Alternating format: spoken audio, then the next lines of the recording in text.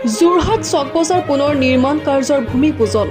যোৰহাটৰ ৰাইজৰ আৱেগ চক বজাৰত কেইমাহৰ পূৰ্বে এক ভয়ানক অগ্নিকাণ্ডৰ ফলত সেই চক বজাৰখন সম্পূৰ্ণৰূপে শেষ হৈ পৰিছিল, যাৰ বাবে চক বজাৰত ব্যৱসায়ীসকল যথেষ্ট অসুবিধাৰ সন্মুখীন হৈছিল। আজি সেই সমস্যাৰ এক স্থায়ী সমাধানৰ বাবে অভিভাৱক মন্ত্ৰী তথা অসম চৰকাৰৰ বিত্ত, মহিলা আৰু শিশু বিকাশ বিভাগৰ মন্ত্ৰী অজন্তা নেওগৰ উপস্থিত যোৰহাটৰ চক বজাৰৰ পুনৰ নিৰ্মাণ কাৰ্যৰ ভূমি পূজনৰ এক অনুষ্ঠান অনুষ্ঠিত হয়। উক্ত ভূমি পূজন অনুষ্ঠানত মৰিয়নিৰ বিধায়ক ৰূপজ্যোতি কুৰ্মী, যোৰহাটৰ বিধায়ক হিতেন্দ্ৰ নাথ গোস্বামী, যোৰহাট আয়ুক্ত আৰক্ষী অধীক্ষক হেমন্ত কলিতা, শান্তনু পূজাৰী, প্ৰশান্ত গোস্বামীকে আদি কৰি আন কেইবাগৰাকীও গণ্যমান্য ব্যক্তি উপস্থিত থাকে।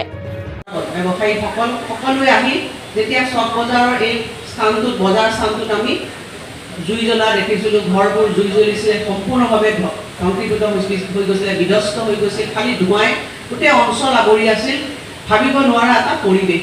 সেই পৰিৱেশত আমি লগে লগে উপায়ুক্তৰ কাৰ্যালয়লৈ আমি ঘূৰি আহিলোঁ, আমি চাকিঠাচলৈ ঘূৰি আহিলোঁ, লগে লগে তাত আমি আলোচনা কৰিলোঁ কেনেধৰণে এই লোকসকলক সংস্থাপিত কৰিব পাৰি, পুনৰ সংস্থাপিত কৰিব পাৰি।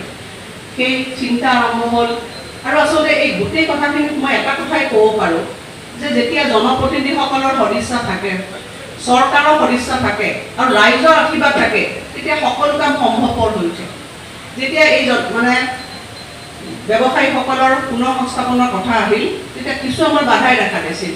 আমি নুমলীগড় ৰিফাইনাৰী মাত্ৰ এটা ফোন কৰিছিলোঁ।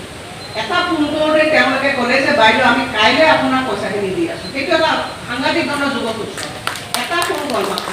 গোস্বামী ডাঙৰীয়া আছে, আগত বহি পেলাই আমাৰ ৰূপজ্যোতি আছিল, আমাৰ সেইখিনি সাংসদ তপন গগৈও আছিল উপস্থিত। আমি এটা মাত্ৰ অনুৰোধ কৰিলোঁ, লগে লগে পিছদিনাখনে একাউণ্টত গোটেই পইচাখিনি সোমাই গ'ল।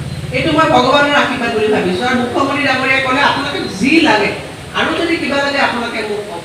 সেই সদিচ্ছাৰে আমি আগবাঢ়িলোঁ। ব্যৱসায়ীসকলে ধৈৰ্যৰ যিটো প্ৰমাণ দেখুৱালে, তেওঁলোকে চকুৰ আগতে নিজৰ ঘৰখন বা নিজৰ ব্যৱসায়িক প্ৰতিষ্ঠান ধ্বংস হৈ গ'ল, কিন্তু তেওঁলোকে লগে লগে নিজৰ সকলোখিনি ধ্বংস হৈ গ'ল, নিজৰ পৰিয়ালৰ সংস্থাপন নাইকিয়া হৈ গ'ল। তথাপিও তেখেতসকলে যি দৃঢ়তা দেখুৱালে, মই আমাৰ সকলোৰে হৈ মঞ্চত উপস্থিত থকা ৰাইজৰ হৈ চক বজাৰৰ যিসকল ব্যৱসায়ী আছে তেখেতসকলক আমি আমাৰ ফালৰ পৰা কৃতজ্ঞতা আৰু ধন্যবাদ জ্ঞাপন কৰিছোঁ। যে এটা কথা ঠিক যে কেতিয়াবা ধ্বংসৰ মাজতে সৃষ্টি হয়।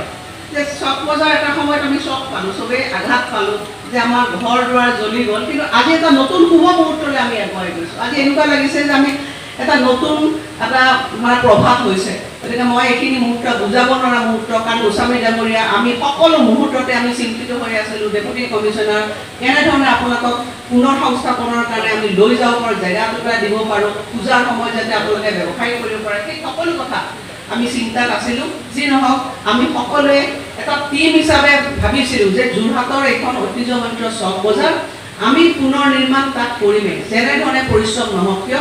আমি কঠোৰ পৰিশ্ৰম কৰিছিলোঁ সকলোৱে। আপোনালোকৰ মানসিক যিটো আপোনালোকৰ মানে দৃঢ়তা, সেইখিনিক আমি সন্মান জনাইছোঁ। আৰু আপোনালোকে প্ৰায় 1.5 বছৰ অস্থায়ীভাৱে আপোনালোকৰ পৰিয়ালৰ পোহপাল দিছে। এতিয়া আমাৰ মাজত কাম কৰাৰ সময়। পৰিকল্পিত ৰূপত নিৰ্মাণ কৰিবলৈ প্ৰথম পৌৰপতিগৰাকীয়ে চেষ্টা কৰিছিল।